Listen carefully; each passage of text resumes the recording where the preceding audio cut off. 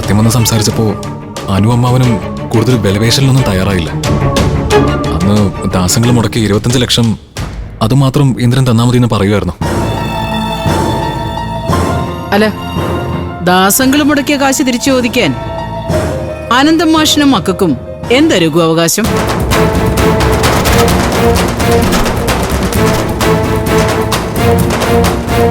അല്ല, അത് ചോദിക്കേണ്ടത് ദാസാറ് തന്നെയല്ലേ? അമ്മേ, ഷോപ്പ് അനുപമയുടെ പേരില്ല. അതെന്തും ചെയ്യാനുള്ള അധികാരം അവൾക്ക് മാത്രമാണ്. അതിനുള്ള സ്വാതന്ത്ര്യം ദാസങ്ങൾ അനുവിന് കൊടുത്തിട്ടുമുണ്ട്. അതെപ്പോഴാണ് അങ്ങനെ ഒരു സ്വാതന്ത്ര്യം ദാസാർ അവൾക്ക് കൊടുത്തേ? ഞാൻ അറിഞ്ഞില്ലല്ലോ. അത് അമ്മ അറിയേണ്ട കാര്യമില്ല. ഷോപ്പിന്റെ കാര്യത്തില് ഏട്ടൻ ദാസങ്കലിനെ സമീപിച്ചപ്പോഴൊക്കെ അങ്കിള് പറഞ്ഞത് അതൊക്കെ അനുപമ തീരുമാനിക്കുന്നത് പോലെ നടക്കുമെന്നാ. ആണോ? എന്നാ ദാസാർ എന്നോട് പറഞ്ഞിരിക്കുന്നത് ആ ഷോപ്പ് ഇന്ദ്രന്റെ പേരിലേക്ക് മാറ്റാൻ 1 രൂപ പോലും ആർക്കും കൊടുക്കേണ്ട കാര്യമില്ലെന്നാ. പകരം എല്ലാ മാസവും ഇന്ദ്രന് അനുപമയ്ക്കും മോനും ഒരു തുക ചെലവിന് കൊടുക്കണം. അല്ല, ദാസാറുമായിട്ട് പുതിയൊരു എഗ്രിമെന്റ് ഞാൻ ഉണ്ടാക്കി കഴിഞ്ഞു. അമ്മ എന്തൊക്കെയാ പറയുന്നേ? ഷോപ്പ് അനുവിന്റെ പേരിലല്ലേ?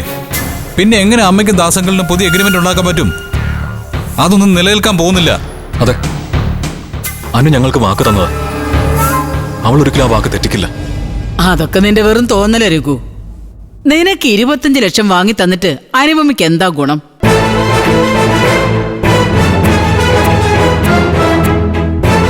അന്ന് കാശ് മുടക്കിയ ദാസങ്ങള് ഇന്ന് അവളോട് ദാസാറ് മാസം 25,000 കിട്ടൂന്ന് പറഞ്ഞാ ബുദ്ധിയുള്ളവളാണെങ്കില് അനുപമ അത് വേണ്ടെന്ന് വെക്കൂ രഘു. എന്റെ അനിയത്തി അത്രയ്ക്ക് സ്വാർത്ഥബുദ്ധി ഉള്ളവളല്ല ആന്റി. അവള് ഞങ്ങളുടെ അച്ഛനെ സാക്ഷിയാക്കി തന്ന വാക്കാ. അത് തെറ്റിച്ചാ അവൾക്ക് ഞങ്ങളെ തന്നെ നഷ്ടപ്പെടും. എന്നാ പിന്നെ സമയം കളയാണ്ട് അനിയത്തോട് പോയി ചോദിക്കാൻ വിളി. അവക്ക് ഏത് നഷ്ടോ വലുതെന്ന് അപ്പ അറിയാലോ. ഇന്ദ്ര, ഇല്ല, ഇതിലെന്തോ കളി നടന്നിട്ടുണ്ട്. ദാസങ്ങളെ ഷോപ്പ് തന്നെ ഞങ്ങൾക്ക് തരുന്നതിൽ എതിർപ്പൊന്നും ഇല്ലെന്ന് ഞങ്ങളോട് ഒരിക്കൽ പറഞ്ഞതാ. ഷോപ്പ് നിനക്ക് തരണമെങ്കിൽ ഇന്ദ്രനത് കൈവിടണ്ടേ രഘു? ഇവൻ അവിടെ നിന്ന് ഇറങ്ങാതെ നിനക്ക് കടയിൽ കയറിയിരുന്ന് കച്ചവടം ചെയ്യാൻ പറ്റില്ലല്ലോ. അതൊന്നും ഒരു കാലത്ത് നടക്കില്ലെന്ന് ദാസാറിന് നന്നായിട്ട് അറിയാം. നടക്കുന്നത് ഒരു കാര്യമേ ഉള്ളൂ.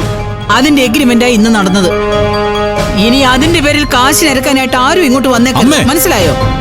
മിണ്ടരുത് നീ. ആരോട് ചോദിച്ചിട്ടാടാ നീ ഇവനും കൂടി 25 ലക്ഷം കൊടുക്കാമെന്ന് സമ്മതിച്ച്? എടാ, അത് നീ ഉണ്ടാക്കിയ കടയാ. നിന്റെ വിയർപ്പും ബുദ്ധിയും അത്. അല്ലാതെ ഈ രഘു ബിസിനസ് ചെയ്ത പോലെ ആയിരുന്നെങ്കിൽ എന്നെ അത് കെട്ടിപ്പൊട്ടി പോയേനെ. എടാ, ആദ്യം സ്വന്തം അധ്വാനത്തിനും കഴിവിലും ഒരു വിശ്വാസം വേണം.